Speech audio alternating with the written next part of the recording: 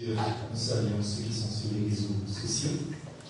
Et ce matin, c'est déjà pour moi un grand soulagement de savoir que c'est mon avant-dernier message de l'année 2021-2022 à Jéhovah-William. Le dernier sera la semaine prochaine, pardon. Et donc, nous voulons voir ce titre, sur les traces du Christ, dans l'évangile de Jean. De Marc. Merci beaucoup. Vous voyez, j'ai besoin de vacances. Je voudrais vous faire lire avec moi Jean, c'est pour ça que j'ai parlé de Jean, chapitre 12, verset 26. Si quelqu'un me sert, qu'il me suive. Et là où je suis, là aussi sera mon serviteur. Si quelqu'un me sert, le Père l'honorera. Est-ce qu'on peut dire amen à ça? Sur les traces du Christ dans l'évangile de Marc, même si nous avons lu là, en introduction, dans le livre de Jean, si quelqu'un me sert, qu'il me suit. C'est ce qu'a dit le Christ lui-même. Alors donc, nous partons du principe que pour être sur les traces de Jésus-Christ, pour le servir, il faut donc le suivre. Ça me paraît logique. Il faut le suivre et suivre le Christ s'identifie en quelque sorte avec le servir. On ne peut pas suivre Christ si on ne le sert pas.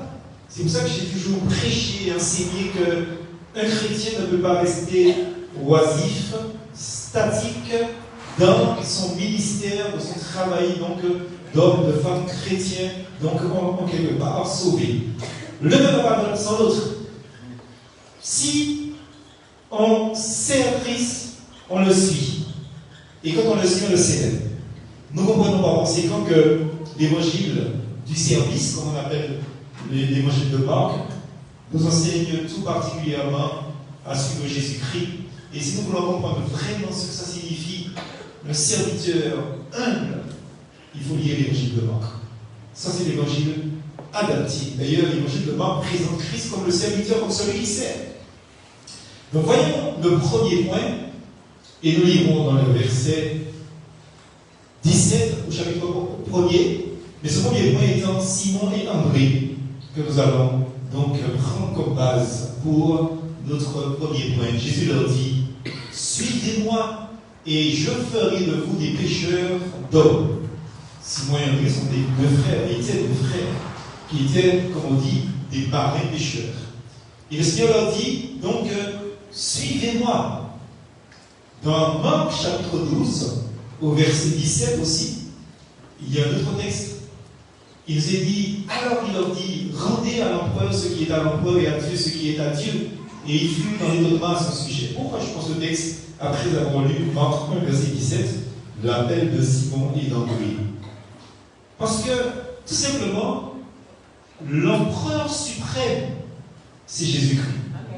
Et c'est lui que nous devons servir. Nous devons rendre à l'empereur Jésus ce qui lui appartient, c'est-à-dire le service qui lui est dû. La parole de Dieu nous dit, après avoir lu ces deux textes, et en l'occurrence le verset 17 du chapitre 1er, suivez-moi, je ferai de vous des pécheurs d'hommes. Eh bien, la parole de Dieu nous dit comme quoi que, aussitôt, ayant abandonné tous ceux qui les avaient occupés jusqu'alors, ils le suivirent. Ils le suivirent. Frères et sœurs, vous savez cet appel, venez après moi. C'est un appel qui est adressé par le Seigneur à ceux qui ont déjà répondu à celui qui fait entendre en premier lieu l'appel suivant de Matthieu, chapitre 11, qu'on va lire, verset 28. Cet appel, venez à moi vous tous qui êtes fatigués et chargés, courbés sous un fardeau, et je vous donnerai du repos. Ça, c'est le premier appel. C'est-à-dire, quand le Seigneur nous appelle à nous convertir, quand le Seigneur nous appelle à nous donner à lui, pour qu'il nous régénère, qu'il fasse de nous un homme, une femme, donc nouveau, pour pouvoir être sauvé, ça c'est le premier appel. Mais le deuxième appel, bien sûr, est un appel évident pour tous.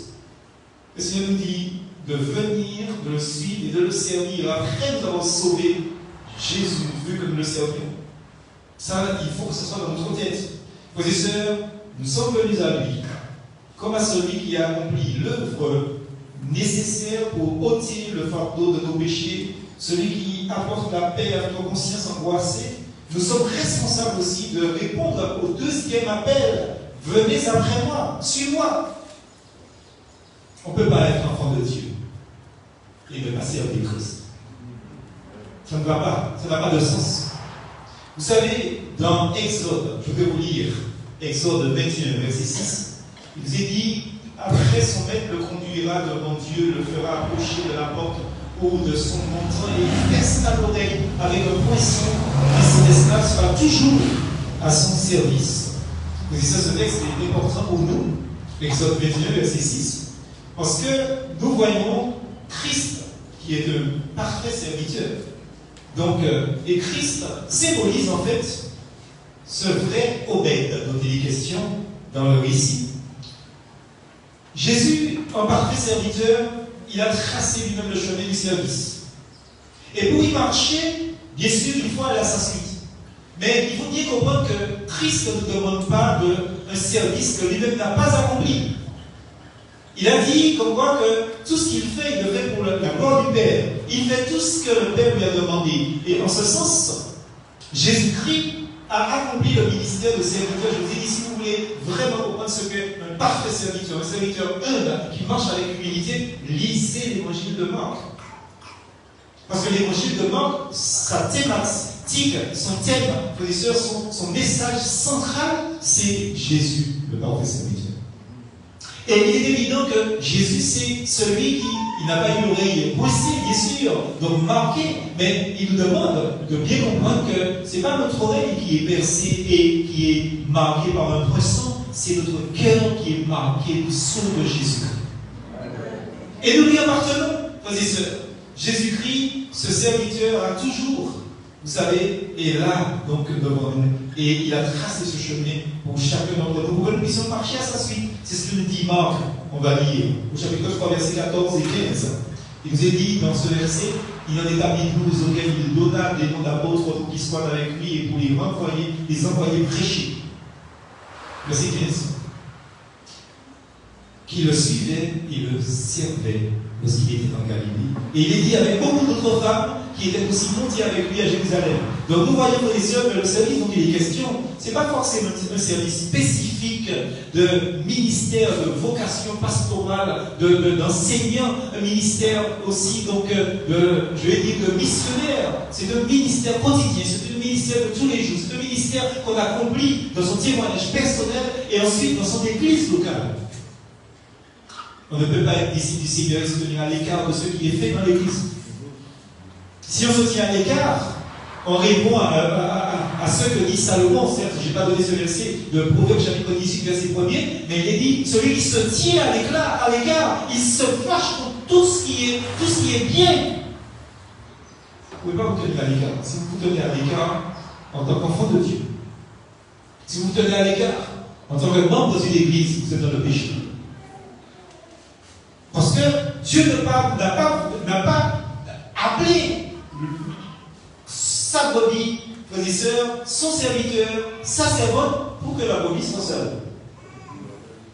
Il a appelé pour que la brebis fasse partie d'un troupeau. Et on ne peut pas être brebis et être hors du troupeau. Si on est brebis et on n'est pas dans le troupeau, on est un loup. Et même les loups ont des meutes. Est-ce qu'il y a des mots ici? Même les loups ont des troupeaux. Alors si vous êtes dans un troupeau de loups, c'est encore pire. Il faut bien comprendre, frères et sœurs, que nous sommes appelés pour le service. Et c'est ce qui nous est dit là dans Marc 3, versets 14 et 15, pour être avec lui. Alors vous allez me dire, oui, mais je suis avec le Seigneur. Vous êtes avec le Seigneur où? Où? Lisons Marc 15, verset 41. Dans ce texte, il nous est dit qui le suivait, ceux qui le suivaient et le servaient. Qui le suivaient et le servaient. Il n'y a pas de suivi sans service. Il n'y a pas de service sans suivisme. Il faut bien comprendre ça. On ne peut pas être un chrétien isolé. Ça n'existe pas, un chrétien isolé. Parce que le chrétien isolé, ça veut dire comme quoi que c'est un bras qui marche seul de la rue. C'est un pied qui marche seul de la rue. Où est le reste du corps? Si vous voyez un bras qui marche seul, c'est un monstre.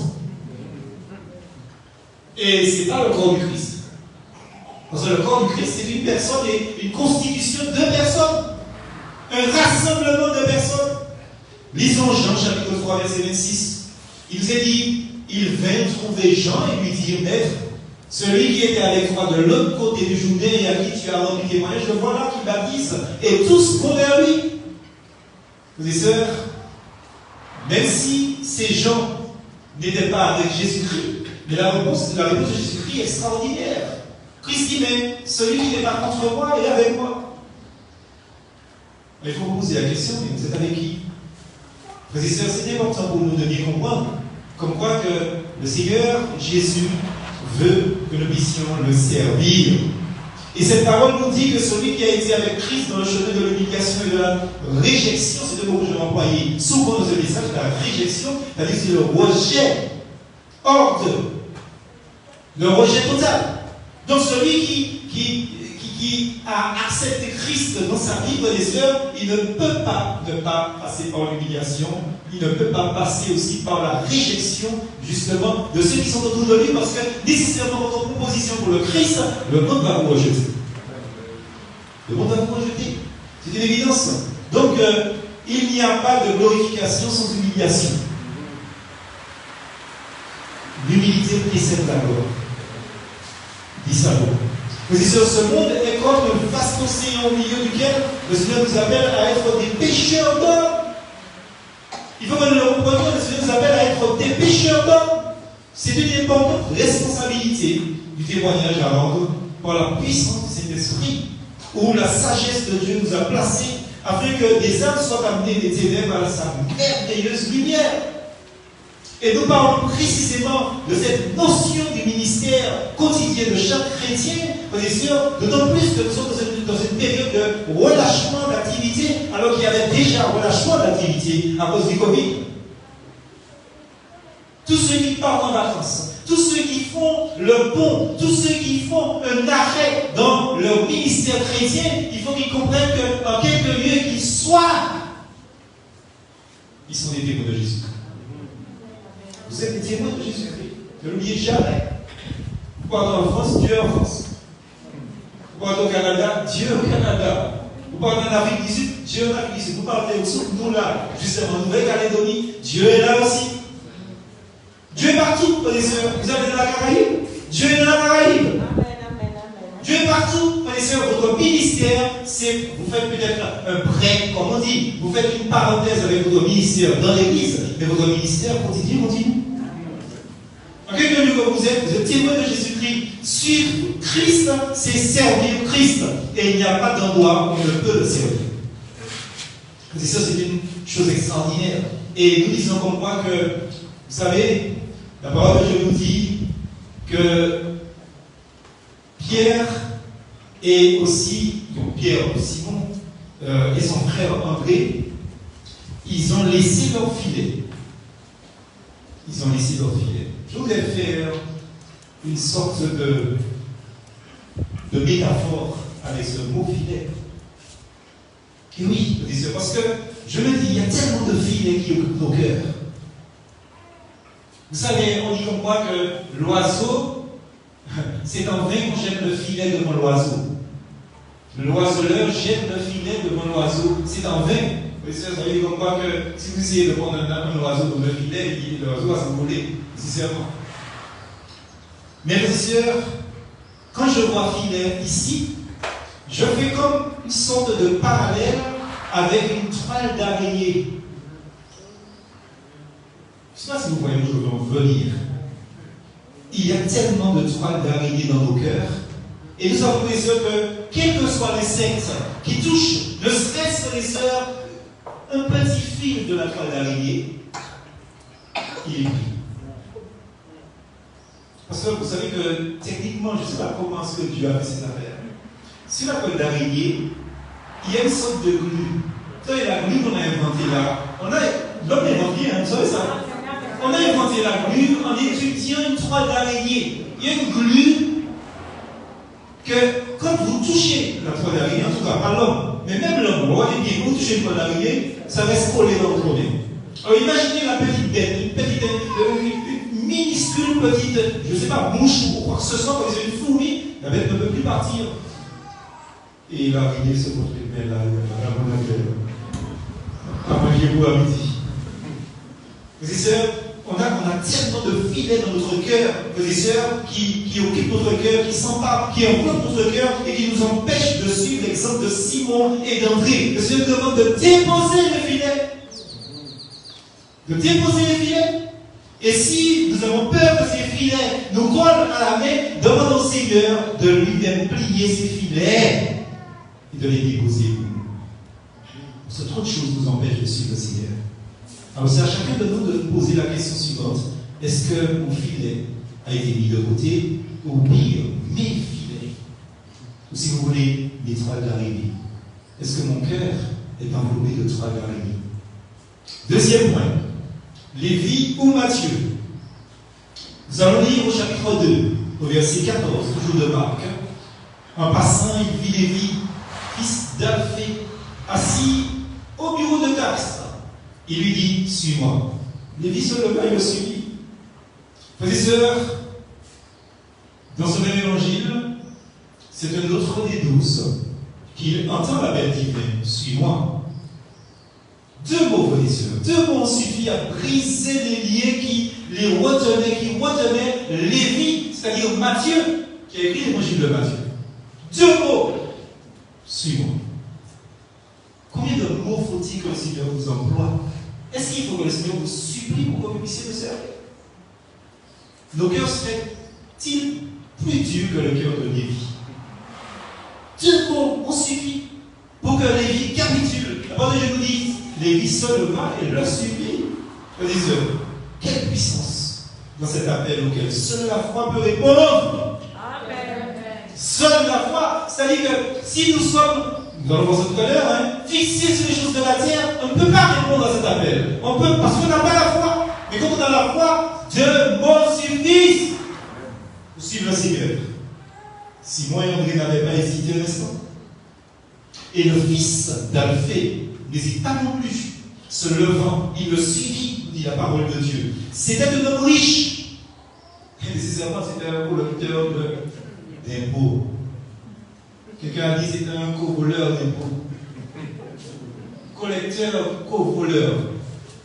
Vous avez tous les collecteurs d'impôts sont riches.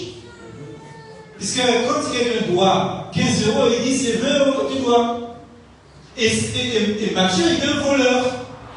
Vous bien comprendre, hein? Quand il y a des personnes qui disent mais non, mais je me sens indigne de suivre le Seigneur, de servir le Seigneur. Si c'est le Seigneur qui te dit de le suivre et de le servir, c'est parce qu'il sait bien, c'est parce que tu es un voleur. Et c'est parce que tu es un voleur qu'il veut que tu le suives, que tu deviennes un marin pêcheur d'hommes. Ne minimisez pas la valeur que le Seigneur vous donne. Et arrêtez de vous justifier par des excuses injustifiables qui ne tiennent pas la route devant Dieu. Dieu vous a dit, suis-moi, suivez-le. Et servez-le. Matthieu n'a pas répondu par des paroles, mais je vois le... Non, non, il s'est levé et il a suivi le Seigneur, cet homme riche. Il avait tout laissé pour aller avec Jésus. Que devriez-vous laisser justement aujourd'hui pour suivre le Seigneur? De l'argent? Une réputation? Une carrière professionnelle? Un homme, une femme? Une situation, une maison, une voiture? Que devez-vous laisser pour suivre Jésus-Christ? Matthieu, homme riche, a tout laissé. Et dans les deux passages des deux premiers chapitres de l'évangile de Marc, nous avons donc les âmes que le Seigneur appelle à le suivre sur le chemin du service et qui, tout aussitôt, s'engagent après lui. Mais, pour aller après lui, il ne faut pas partir avec le seul enthousiasme des belles résolutions.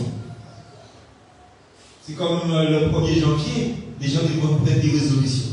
Un chrétien ne devait pas faire ça.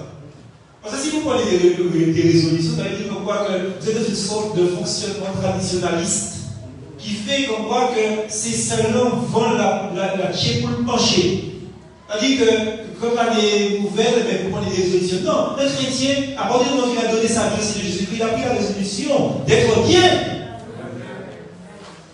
Frères et sœurs, méfiez-vous des gens enthousiastes. Ils sont enthousiasmés par ceci. Parce que vous savez, les gens qui sont enthousiastes, refroidissent très vite. Vous avez déjà vu quand on verse du champagne dans une coupe? Voilà une boisson enthousiaste. Dès que vous versez du champagne dans une coupe, ça monte, ça fait des bulles. Et puis dans un petit moment, il n'y a plus de bulles. Les gens enthousiastes sont comme ça. Ils sont comme les bulles dans une coupe de champagne.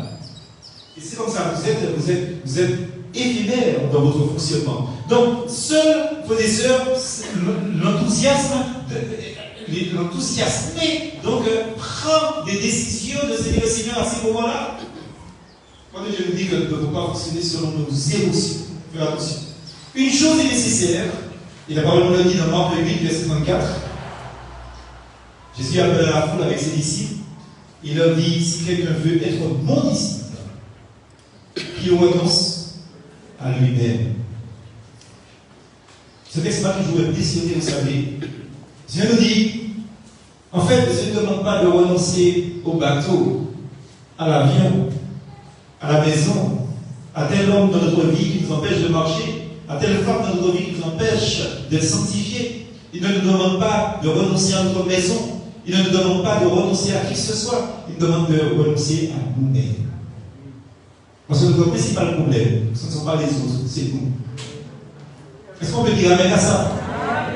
Notre principal problème, c'est nous-mêmes. Et les gens qui se justifient quand ils constatent leur carence en disant que c'est le frère que tu as placé à côté de moi, c'est la sœur que tu as placée à côté de moi, il y a quelqu'un qui avait déjà insufflé cette réponse, cette méthode d'excuse à quelqu'un, c'est Satan à Ève.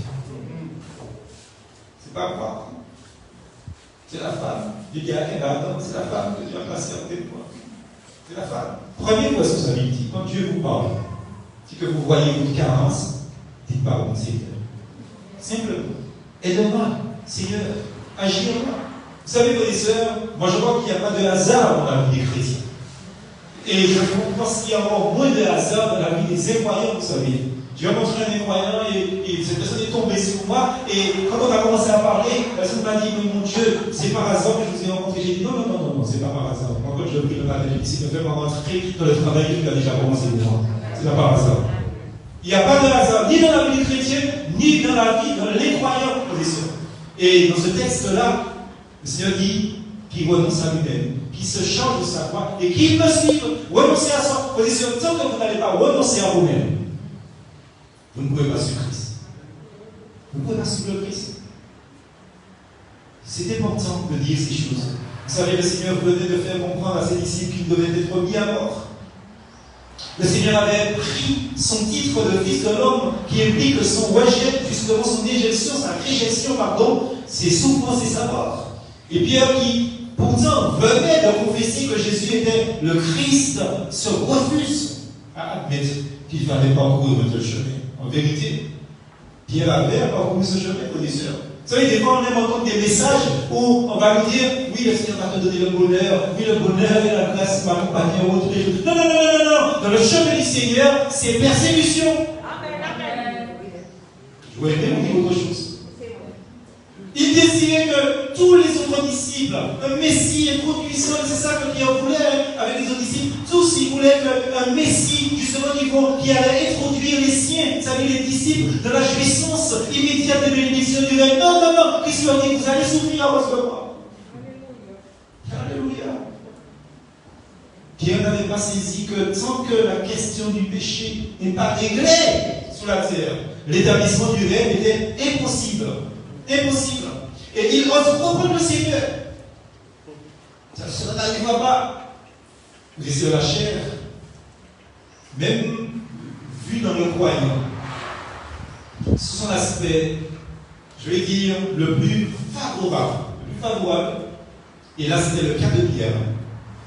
Vous voyez, donc, vous avez le Christ qui dit, je vais mourir, je vais encore me maltraiter. Non, non, personne ne fera ça. C'est la chair qui parle là. Même si ça paraît flatteur pour le Seigneur, mais le Seigneur voit au-delà de ça. Amen. Et il dit à Pierre, mais tes paroles ne sont pas des paroles d'homme. Arrière de moi, Satan. Il n'appelle pas Pierre Satan, il parle à Satan qui conditionne son disciple en ce moment-là. C'était la chair, c'était le cas de Pierre. Et bien, frères et sœurs, cette chair donc, qui est vue donc, dans le croyant, son aspect le plus favorable, le plus enjolivé, frères et sœurs, eh bien, recule devant l'opprobre. Cette chair-là va jusqu'à offenser le Christ et à se faire l'instrument de Satan. En ce moment-là, c'est un moment vraiment pénible pour le Seigneur. Et il voit que dans ce moment pénible, Satan, il agit encore. C'est toujours très difficile. Très difficile de constater que les gens qui sont censés nous aider le plus, frères et sœurs, ceux qui nous font le plus de mal. Et à ce moment-là, Christ a mal. Mais soyez comme Christ. C'est ça qui va nous aider à pardonner et à aimer. Ne voyons jamais l'individu en tant qu'individu, mais voyons au-delà de l'individu. Celui qui le manipule pour nous faire du mal. Et quand on comprend ces choses-là, c'est spirituel, frères et sœurs, c'est spirituel.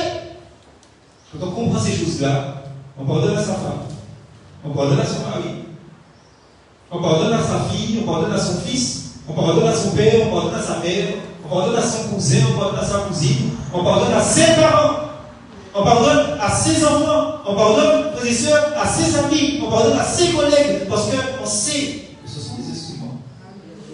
Tout va pas.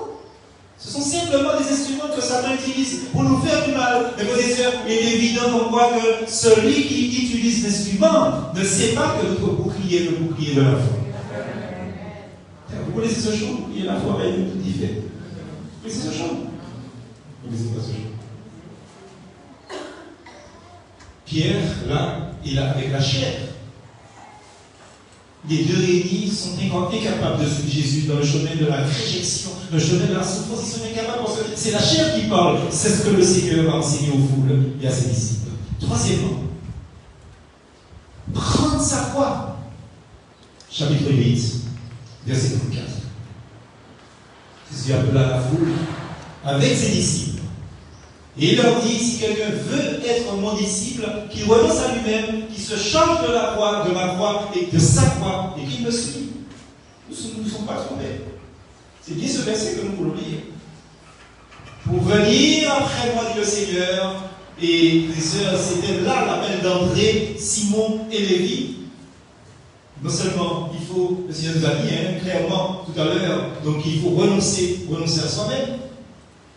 Il faut renoncer non seulement donc, à nos filets, justement, ou à notre bureau de recettes, comme pour les filles qui collectent l'impôt, non pas tant à tout ce qui peut nous aider ici, frères et sœurs, et à nous occuper sous cette terre, mais il faut renoncer à ce moi. Le moi. Le moi. Il y a des personnes fortes. Vous parlez avec eux.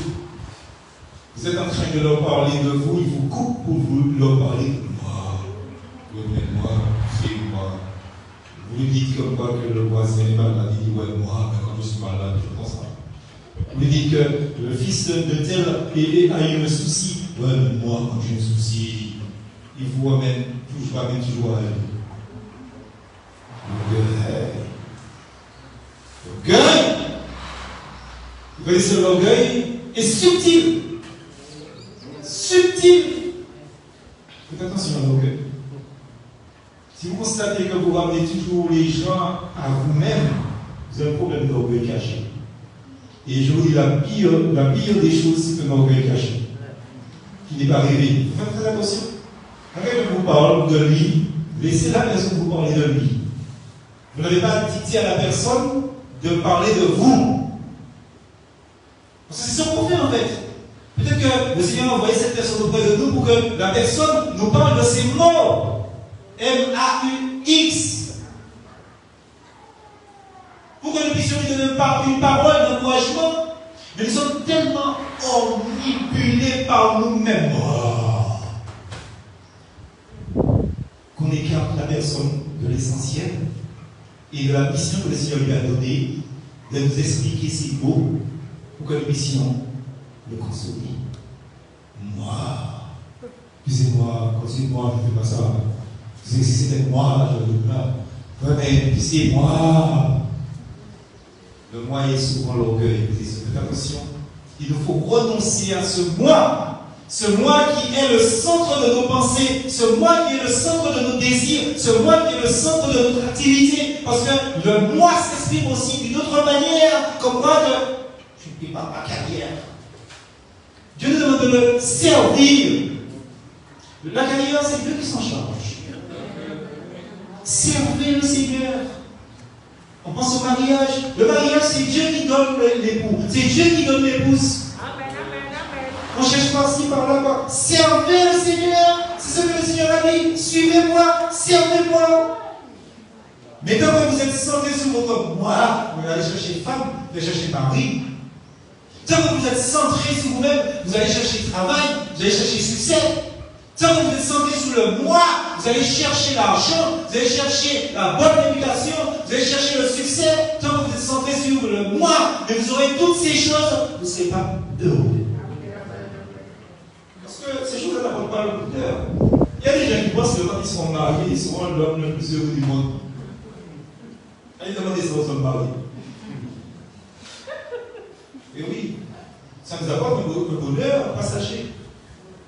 Vous savez, c'est-à-dire que toute votre vie, vous avez attendu une femme que vous aimez ou que vous attendez que le Seigneur vous donne, ou un homme, que le Seigneur vous donne, etc. Et puis un jour, vous retrouvez cette personne, vous êtes au ciel, vous êtes sur les nuages, la tête pas rapportée, vous êtes encore. Comme vous avez dit, Marie, ah là là, c'est bien, c'est bien. Mais le matin, vous redescendez sous terre. Le matin, quand vous pensez comme moi que pour la femme, il faut faire à manger, il faut faire ceci, il faut cela, pour le mari, attention, il faut bien manger pour marier. Vous n'êtes pas bien à ça. Je vous dis, ce n'est pas une question de mariage, c'est derrière le mariage, il y a des responsabilités. Et quand on a bien dit, je ne suis ça, il ne pas là, c'est en bouche. Et moi, je dois le bouche à péter parce que le bouche a pourri. Faut bien comprendre ça.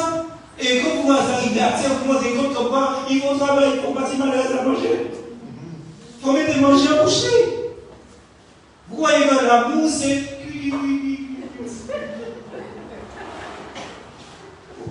Renoncez à vous, laissez ça pour Dieu. Et si vous servez Dieu, je connais personne qui ait jamais témoigné. Quand servant le Seigneur ne leur a pas donné tout au-dessus. Personne, je connais personne qui puisse témoigner ça. Personne. Tous ceux qui témoignent dans le fait que quand ils ont commencé à servir le Seigneur réellement, en oubliant le moi, Dieu leur a tout donné. Tout donné. Frères et sœurs, oubliez le moi. C'est moi qui est le centre de vos pensées, de vos désirs, de vos activités. Vous savez, sur de beaux dehors, justement, sous des apparences qui ne peuvent tromper que notre entourage, ne se cache-t-il pas, frères et sœurs, même parfois dans notre service chrétien?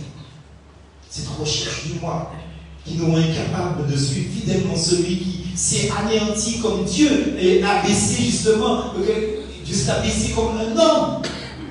Souvent, même dans notre ministère chrétien, le moi peut être caché.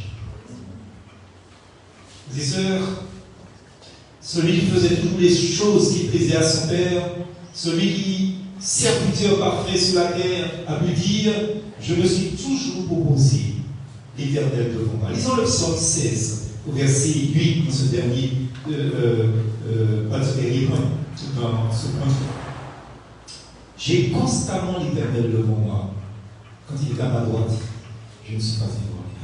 Disons Amen. Je ne suis pas ébranlé. C'est pour renoncer à soi-même, il faut réaliser la fin du vieil homme, l'application pratique de la mort, donc à la chair. Et il faut préférer Christ que toute chose. Et c'est seulement dans la puissance de cet esprit agissant dans le nouvel homme que le renoncement au moi est possible. Alors pour aller après lui, il faut aussi prendre sa croix, c'est-à-dire prendre le chemin de la mort. Frères et sœurs, un condamné qui se dirigeait vers le lieu du supplice, portant sa croix, était un objet de mépris, et on pouvait dire de lui, voilà quelqu'un qui en a fini avec le monde. Chaque fois qu'on voyait un condamné porter sa croix, aller vers le lieu du supplice, on disait, voilà, il a fini avec le monde, il va mourir. Donc prendre sa croix, c'est cela. C'est connaître quelque chose de l'opprobre du Christ. C'est réaliser d'une manière pratique que nous sommes morts au monde. Alors nous pouvons suivre un maître rejeté dans le sentier où a brillé la perfection de son service. le service de l'amour. Quatrièmement, le jeune homme riche. Marc 10, verset 21 et 22. L'ayant regardé, Jésus l'aima et lui dit, il te manque quelque chose. Va vendre tout ce que tu as. Donne-le aux pauvres et tu auras un trésor dans le ciel. Puis viens, change-toi de ta voie et suis-moi. Et l'homme s'assombrit à cette parole et il s'en alla tout triste. Parce qu'il avait des gros gains. Tout triste. C'est d'abord le jeune homme riche. Et nous constatons que c'est avec empressement qu'il accourt à Jésus. Et dans l'attitude la plus respectueuse d'ailleurs, il lui pose cette question, que ferais-je après que j'hérite la vie éternelle? Que dois-je faire pour avoir la vie éternelle? En fait, quand on lit ce texte, on constate que ce jeune homme, il veut juste quelque chose. Il veut avoir la vie éternelle. Mais venu à Christ pour essayer d'acheter la vie éternelle, il trouvera le prix au-dessus de ce qu'il doit payer, de ce qu'il peut payer. Il a beaucoup d'argent, mais il est incapable de payer le prix. C'est terrible ça, cette histoire. Et du moment qu'il parle de faire quelque chose, le Seigneur lui rappelle les commandements de la loi. Il veut faire quelque chose, le Seigneur lui rappelle les commandements de la loi. Il nous est dit dans ce texte des heures, c'est extraordinaire, hein? Jésus lui dit, mais il te manque quelque chose, avant tout ce que tu as. Luc chapitre 10, verset 28. Qu'est-ce qu'il écrit dans ce texte? Tu as bien répondu, lui dit Jésus, fais cela et tu vivras. Et pourquoi bien répondu? C'est-à-dire quoi que tu es moi l'éternel de ton cœur et tu veux m'approcher comme toi-même. Ce sont des paroles qui sont adressées par le Seigneur, un docteur de la loi qui avait posé une question à peu près identique à celle du jeune homme riche. Il se devait répondre, maître, j'ai gardé toutes ces choses dès ma jeunesse. J'ai aimé Dieu, j'ai aimé mon prochain. Apparemment, pas suffisamment pour suivre Jésus-Christ. Mon écoute, frères et sœurs. Donc l'apôtre Paul, plus tard, il comprendra que toute justice humaine est comme des ordures. Et n'aura d'autre désir que d'être trouvé en lui, d'avoir une justice divine. Je voudrais lire avec vous Philippiens chapitre 3, verset 7 à 9. Il nous est dit, mais ces qualités qui étaient pour moi des gains, je les ai regardées comme une perte, comme des ordures, à cause de Christ, verset 8. Et je considère même toutes comme une perte à cause du bien suprême qu'est la connaissance de Jésus-Christ, mon Seigneur. À cause de lui, je me suis laissé dépouiller de tout, et je considère tout cela comme des ordures, afin de gagner Christ, et d'être trouvé en lui, non avec ma justice, celle qui vient de la loi, mais avec celle qui s'obtient par la foi en Christ, la justice qui vient de Dieu, et qui est fondée sur la foi. Alléluia. Vous dites, le jeune riche, il cherche à se présenter devant Dieu avec sa propre justice. Certes, il nous est dit que Jésus l'ayant regardé les mains. Je vois aussi qu'il n'y avait pas dans son cœur quelque chose que le Seigneur avait discerné et qu'il allait mettre en évidence. Le Seigneur lui dit, une chose te manque, va, vends tout ce que tu as et donne-le aux pauvres et tu auras un trésor dans le ciel. Et viens sur moi. Tu es chargé de ta foi à toi-même. Mais il se renoncer à lui-même et se charger de sa propre croix, ce jeune homme était incapable. Il ne peut même pas renoncer à ses richesses. Ces richesses ont plus de valeur à ses yeux que la personne de Jésus-Christ. Et c'est ce que ça veut dire dans ce texte. Ça veut dire que si nous ne sommes pas capables de renoncer au moi ou à quelque chose d'autre dans notre vie, ça veut dire que ces choses ont plus de valeur que la personne de Jésus-Christ. Donc, quand quelque chose a plus de valeur que la personne de Jésus-Christ dans notre vie, nous nous mettons dans une position qui est l'incapacité pour nous de suivre Jésus-Christ. Parce qu'on ne peut pas servir de maître. On ne peut pas servir de maître. Frères et sœurs, la parole de Dieu nous dit que ce jeune homme, il avait de grands biens, et ces grands biens-là, il ne voulait pas les abandonner, il s'en va tout triste. Il n'a pas voulu suivre Christ, qui dit justement, avec moi sont les richesses. Lisons Proverbe 8, verset 18. Avec Christ sont les richesses. Avec moi sont la richesse et la gloire et les valeurs élevées de la justice. Quand on laisse les choses périssables de ce monde, Christ nous donne des richesses éternelles. Celui qui est seul, la source des joies infinies, c'est Jésus-Christ. Et cet homme-là, malgré toutes ses richesses, il ne connaissait pas celui-là. Quel contraste avec l'eunuque éthiopien. Philippe avait exercé à son égard un vrai ministère d'évangéliste, celui qui attache les cœurs à Christ et non aux serviteurs. Aussi l'eunuque n'est pas attristé par le départ du serviteur. Vous voyez, donc ça c'est très intéressant. Dans Acte 8, verset 39, qu'est-ce qu'on veut lire? Quand ils furent sortis de l'eau, l'Esprit du Seigneur enleva Philippe et l'eunuque ne le vit plus. Il poursuivit sa route, tout joyeux. Il ne s'est pas attaché au serviteur, il s'est attaché à celui qui avait envoyé le serviteur. Vous bien comprendre ça? Humainement, c'est normal qu'on s'attache aux gens. Frères et sœurs, le fait de nous séparer de certaines personnes ne doit pas être un handicap à servir le Seigneur. N'oubliez jamais, frères et sœurs, retenez cette phrase dans votre tête, parce que c'est important pour nous. Nous aurons toujours à nous séparer de personnes que nous aimons. Toujours. Que ce soit pas pour des raisons géographiques, mais aussi pour des raisons de mort physique. Mais quand une personne est morte, comment on dit ça? La vie continue. Vous ne connaissez pas ça? Vous savez, les gens vont pleurer, vont crier, vont tomber d'état à votre mort. Et c'est normal. Il ne faut pas empêcher les gens de tomber d'état. Les gens sont sincères. Bon, c'est comme l'impression là, c'est que c'est seulement au moment de la mort que les gens disent alors qu'ils l'aimaient, mais ils n'ont pas rien encore. Ils n'entendent plus rien. Ce n'est pas quand une personne meurt qu'il faut lui dire que vous l'aimez. C'est pendant son vivant qu'il faut lui dire que vous l'aimez. Mais bon, les gens vont tomber l'état sincère ou pas, mais le matin. Vous savez, ma femme et moi, on avait une expérience dans une église où on était. Il y a une jeune fille qui.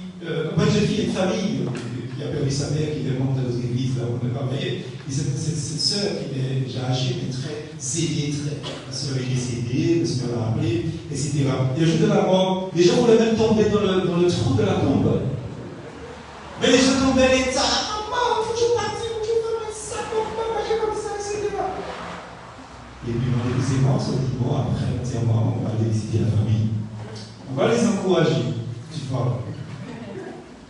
On constate que tous les frères, ils étaient nombreux dans cette famille, tous les frères et sœurs sont là, assis, ils sont en train de boire, etc.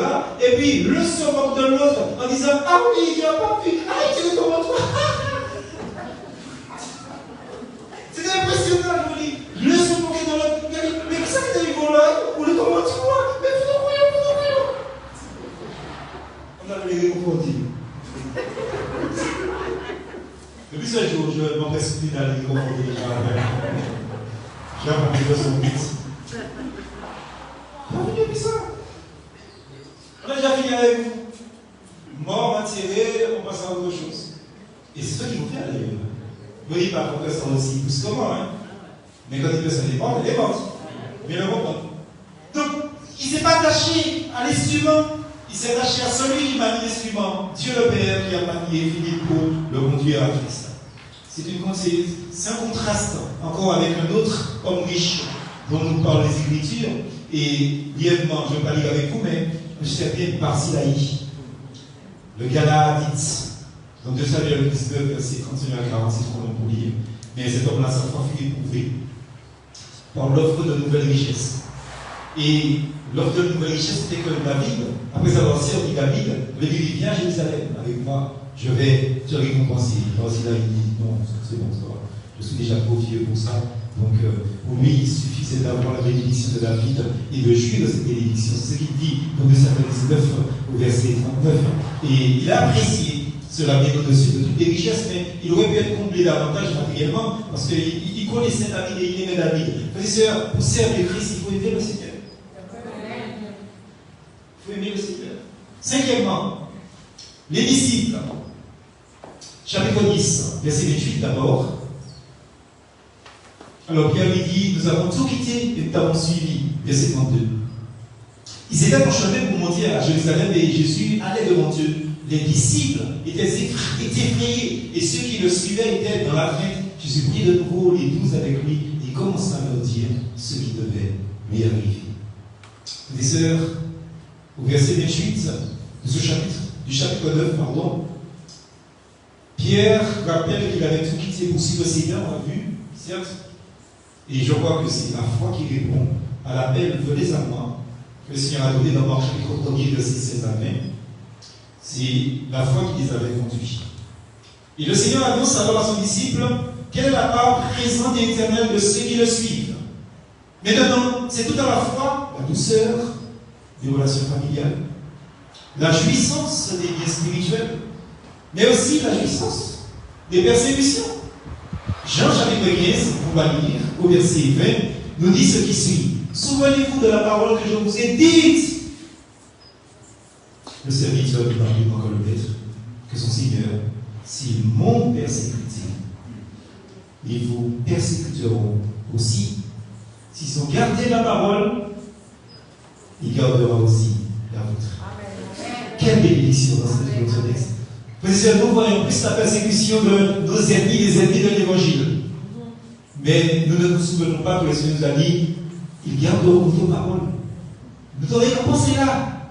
Ils garderont votre parole. Ils vont nous persécuter. Mais ils ont l'impossibilité d'oublier nos paroles. Parce que la parole de Dieu, c'est comme un marteau qui frappe le roc. Ils ne peuvent pas oublier nos paroles. Frères et sœurs, n'oubliez pas, nos ennemis de l'évangile, les ennemis de l'évangile vont nous persécuter, mais jamais, jamais, ils ne pourront pas détruire la parole de Dieu. Amen. Jamais. Amen. Ça, c'est pour l'avenir, ça, c'est pour l'éternité. Alors, en résumé, c'est une part avec Christ pour le temps présent et pour l'éternité. Donc, tandis que le Seigneur s'entretenait ainsi avec Pierre, la parole de Dieu nous dit qu'ils étaient en chemin et qu'ils montaient à Jérusalem. Vous savez que les chemins qui montent sont en général dans les Écritures des sentiers difficiles. Et c'était bien le cas pour celui du Seigneur. Ce chemin se terminait à Jérusalem, la ville où il allait être crucifié et vers laquelle il avait résolument dressé sa face car il était venu pour ça, pour être crucifié.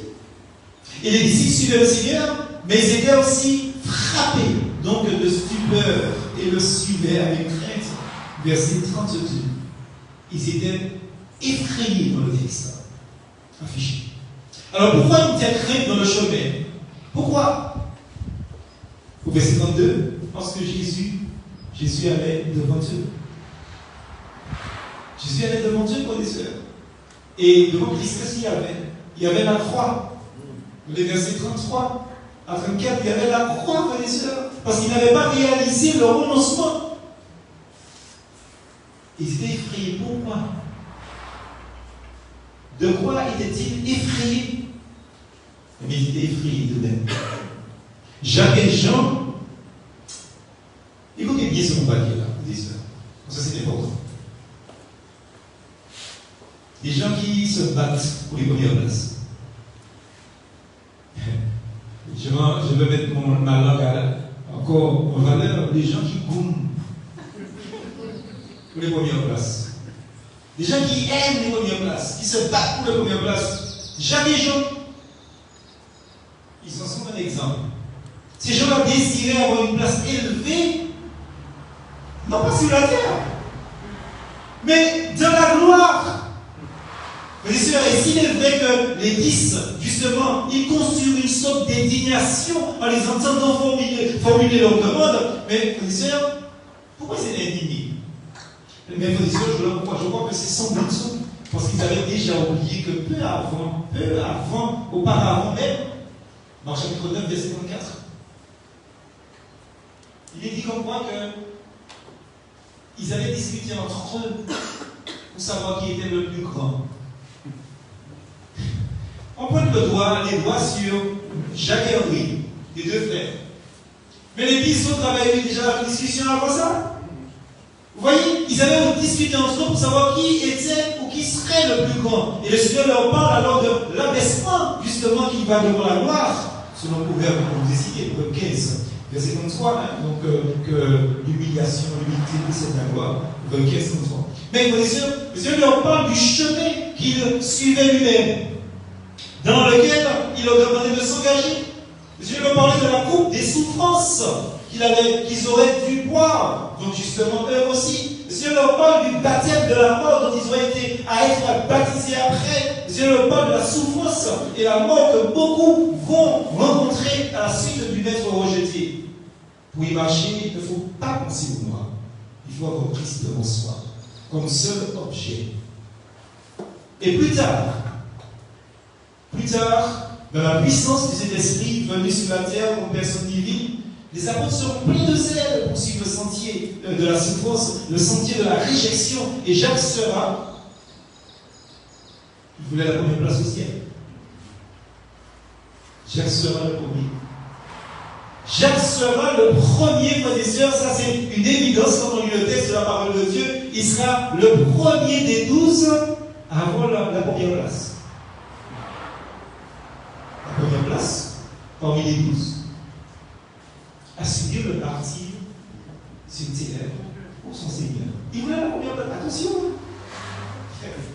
Les gens qui aiment la première place, qui veulent la première place, qui se battent pour la première place, Dieu pourrait vous donner une première place. Lisons Actes chapitre 12, verset 2. Il nous est dit dans ce texte qu'ils firent mourir par l'épée Jacques, le frère de Jean. Il voulait la première place. Dieu lui a donné une première place. Attention. Demandez toujours au Seigneur d'être à la place où vous devez être. Ne faites pas de la fausse humilité en disant Seigneur, je veux. La dernière place me suffit, c'est là. Ah, c'est menti. C'est un mensonge. Et je lui disais, oui, vous croyez, j'avais un pasteur dire une fois, je ne sais pas, bien, je vous là, après le message, il dit une fois, au ciel, tout ce qu'il veut, c'est être à la dernière place dès qu'il est au ciel. Moi, je ne veux pas la dernière place au ciel. Tout ça, le crachat, des jures, des insultes que j'ai déjà reçues comme un pasteur, moi, je veux la place que Dieu a. C'est tout. Moi, je n'ai pas besoin de la dernière place, je veux la dernière place. Moi, j'avais signé la dernière place, justement, dans le culte. Tout le monde m'empêchait de suivre parce que tout le monde a des derrière, tout le monde a couché, tu vas passer par là. La dernière place, on n'est pas bien logé. Moi, je veux être là où Dieu veut que je sois. Pas mal des places là, mais je veux être là où le Seigneur a prévu pour moi. Ne soyons pas des faux humbles. J'aime pas entendre des gens dire je ne veux pas la dernière place. Qui dernière place au dehors? La dernière place, dans quel moment la dernière place? Je vous vois sur le reste. Non. Frères et sœurs, Jacques va connaître la mort, le martyr. Parce que sur le chemin qui mène à la gloire, il y a la croix. Et c'est ce que l'apôtre Paul désirait lui-même d'ailleurs. Chapitre 3, verset 10 dans Philippiens. Il est dit que je connais Christ, la puissance de sa résurrection et la communion à ses souffrances en devenant conforme à lui dans sa mort. Vous voyez, frères et sœurs, Paul avait comparé devant les juges. Il avait la mort devant lui, mais ayant communion aux souffrances de Christ, il avait l'assurance de mieux le connaître ainsi, de le posséder bien davantage. Il réalisait que la croix était un privilège, parce qu'il nous enlève tout ce qui nous empêche de connaître Christ. Et entièrement débarrassé de moi, eh bien, il ne s'occupait que de Christ. Dans Philippiens chapitre 3, au verset 8, c'est ce qu'il nous dit. Il dit, je considère même tout comme une perte, etc. On a vu ce texte-là. Donc la puissance du Saint-Esprit, frères et sœurs, ne nous occupe que de Christ. Nous faisons le son, chapitre 6, bon, au point 6, Bartimée. Avant-dernier point. Bartimée. Et dans ce texte, nous allons lire au chapitre 10 de Marc, bien sûr, verset 52. Jésus lui dit, vas-y, ta foi t'a sauvé. Aussitôt, il retrouva la vue et il suivit Jésus sur le chemin. Si le jeune homme riche, qui ne connaissait pas Jésus, s'il était incapable de se renoncer à lui-même et de se charger de sa croix, frères et sœurs, il nous présente ce jeune homme, la chair, sous un caractère aimable. Aimable. Si les 12 étaient remplis de crainte, parce qu'il y avait la croix sur le chemin où ils suivaient le Seigneur et dans lequel ils étaient surtout occupés d'eux-mêmes. Là, nous avons la chair de l'homme converti, mais qui recule devant la croix. La chair qui montre son égoïsme, le moi, sur le sentier où il faut manifester le renoncement total à Jésus. Là, nous avons Bartimée. Bartimée nous présente en fait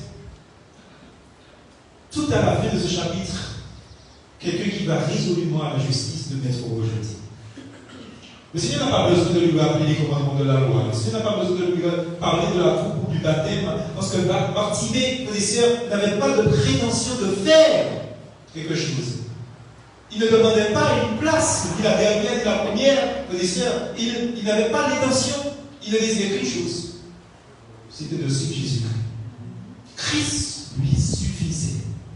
Ainsi, dès qu'il a recouvré la vue, ils sont actes. 26, verset 18. Il a dit, je t'envoie leur ouvrir les yeux, pour qu'ils passent des ténèbres à la lumière, de la puissance de Satan à Dieu, pour qu'ils reçoivent par la foi en moi le pardon des péchés et une part d'héritage avec les siens. Je t'envoie pour leur ouvrir les yeux. Dieu nous donne la capacité de guérir les aveugles spirituels. Vous voyez que c'est important. Et Bartimée, dès qu'il a retrouvé la vue, il n'est plus occupé d'objets terrestres. Quand on accepte Christ, comme on doit l'accepter, on n'est plus occupé des choses de la terre. Frères et sœurs, il y a un objet qui a captivé son cœur. Et cet objet-là, c'est une personne. Une personne à laquelle il veut demeurer attaché. Et la parole nous dit qu'il le suivit dans le chemin. Quel chemin? Le chemin qui montait à Jérusalem. Le chemin difficile. Il y a des gens qui préfèrent les descentes. Et il y a des gens qui préfèrent les plateaux. Le chemin du Seigneur, c'était une montée. Et dans la montée, il faut s'armer des armes que le Seigneur nous donne pour pouvoir arriver au sommet, vers la croix. Les sœurs, avant celle-ci, le Seigneur devait entrer comme roi à Jérusalem. Et ça, c'est un échantillon de la gloire à venir. On va lire le texte de Marc 11, verset 1 à 11. Je voudrais voir ce dernier point très, très furtivement avec vous. Septièmement, comme c'est le dernier point, je vous annonce le numéro. Vous ne vous êtes pas rendu compte qu'on avait 7 points-là. Les femmes, lisons 15, chapitre 15, verset 41. Les femmes qui le suivaient, ils le servaient lorsqu'il était en Galilée. Il y avait beaucoup d'autres femmes en plus qui étaient aussi montées avec lui à Jérusalem. Elles sont là, mais discrètes. Une leçon aux sœurs. Elles sont là, mais discrètes, ne se faisant pas remarquer, mais là quand même. Elles sont là. Parce que notre précieux Sauveur et Seigneur, arrivé au terme de ce chemin de réjection et d'humiliation, parce que notre Seigneur fut élevé sous le bois, maudit de ce coin infâme, il n'y avait plus d'homme. Il n'y avait plus d'homme.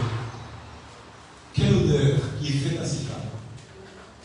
Les femmes étaient là, il y avait là quelques femmes qui le suivaient et le servaient. Même sur la croix, elles continuaient à servir le Seigneur. Alléluia.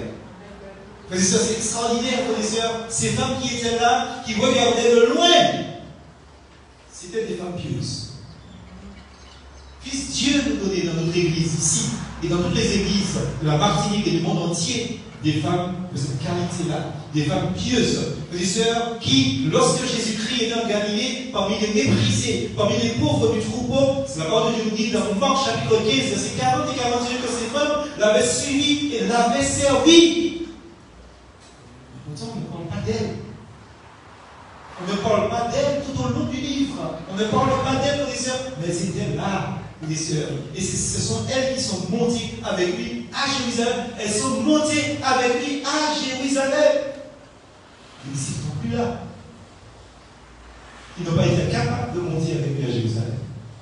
Alors sans doute, je pense que ces femmes sont comprises dans le il du chapitre 10 au verset 32, on va le lire.